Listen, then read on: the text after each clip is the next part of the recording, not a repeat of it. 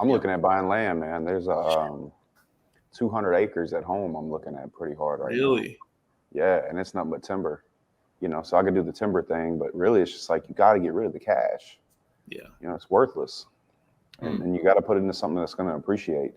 So yeah, back to Robert Kiyosaki, man. It's easy. I mean, the same thing like the mobile home park, the apartment buildings back home. I'm trying to make sure, like, obviously there's a difference in the young crypto guys that are struggling.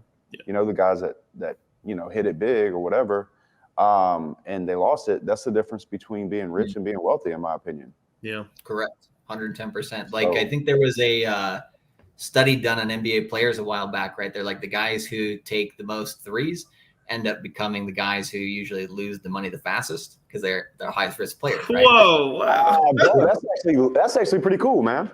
That's a cool stat.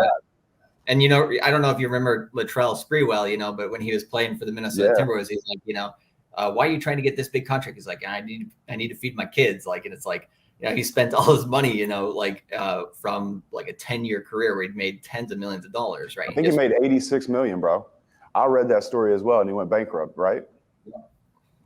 Crazy. And it's crazy stuff, but it's the same thing for people in crypto, same thing for people in sports, same thing for people in any industry. If you want to protect your cash, that's why going back to boring risk management, right? And it's like, you just have to know what to spend, what not to spend. I think one thing that FTX did, which it's funny watching these large crypto companies go down because they do simple mistakes that are the same mistakes that an individual would make, right?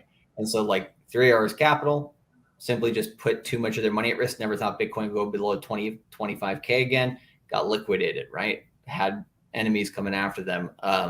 FTX, didn't do any of the business properly. They also tried to basically scam their way to the top. But CZ, Binance, he's just slowly playing over here, not going and spending a lot of money on flashy advertisements for the Super Bowls.